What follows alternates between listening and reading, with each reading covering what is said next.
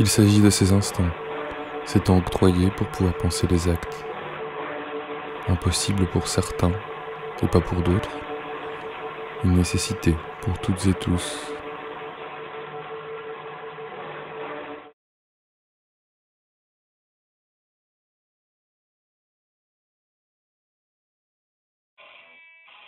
Je travaille dans l'audiovisuel, la représentation.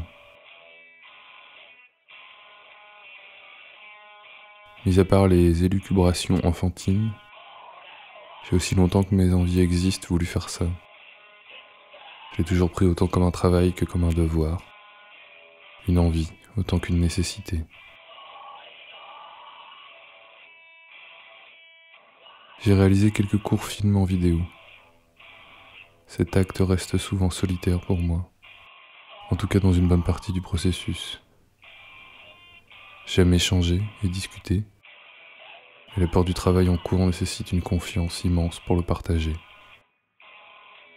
Je trouve parfois avec grande joie cette confiance. Cet isolement passager n'est pas l'envers d'un rapport à l'altérité, bien au contraire. Il n'est que la plus propice condition pour se dépasser, mieux se penser avec l'autre. J'apprécie l'idée de partir de soi pour penser et mettre en forme, l'essai dans sa vision primitive. On met en balance, on cherche l'agencement du monde, à saisir comment aller vers plus.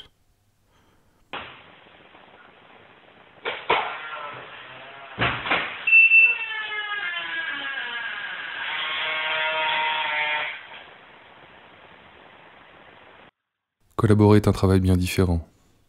J'y ai une place, un statut qui est toujours à reconstruire et à interroger, mais au moins un rôle à définir dans un acte précis. Ce rôle est à affirmer, mais aussi parfois la confiance se gagne et se partage.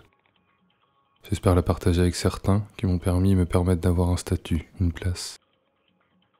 Finalement une façon de remplir mon devoir peut-être.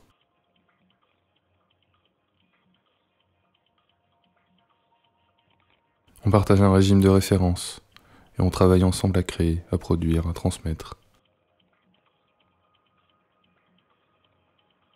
J'ai parfois l'impression de participer plus rapidement et plus concrètement à quelque chose qui me dépasse.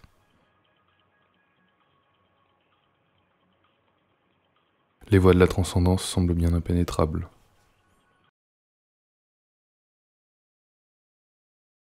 On a beaucoup filmé les mains, comme les yeux pour l'âme, le miroir des actes terrestres. Je me rappelle celle de mon père, souvent entaillée et abîmée.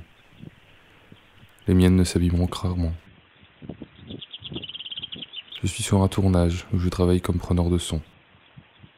Nous travaillons autour d'une famille de cirque. C'est un moment de pause, et les deux réalisatrices sont dans notre camping-car loué pour l'occasion. Faire du cinéma consiste à traduire esthétiquement la rencontre entre une envie de création et une réalité avec ses possibles. Le documentaire est un qualificatif pour énoncer l'utilisation d'une réalité préexistante et effective.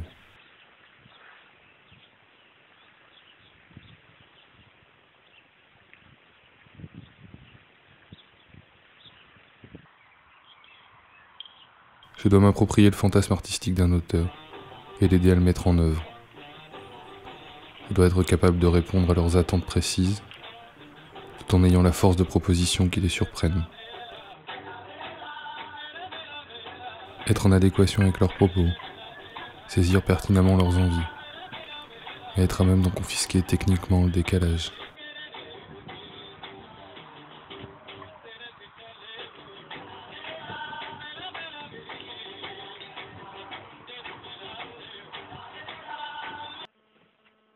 On filme des individus, des groupes, des lieux, des actions.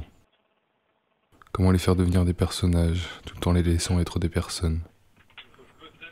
Être à l'aise avec les individus du terrain, par empathie, par sympathie, par déontologie, par respect, par envie, par curiosité, par admiration.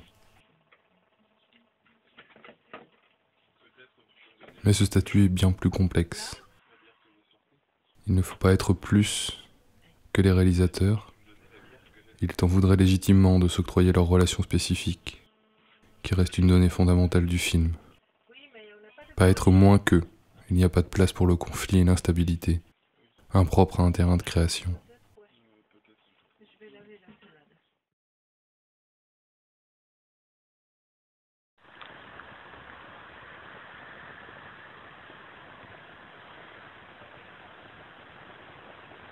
Je me demande souvent pourquoi on fait tout ça.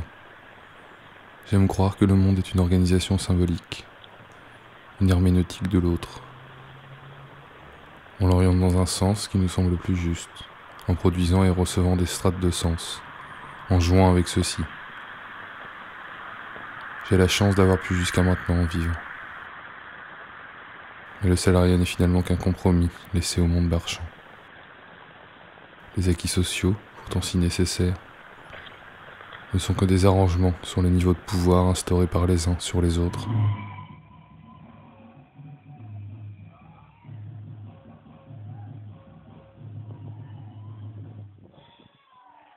Mon travail et ma vie sont parfaitement imbriqués.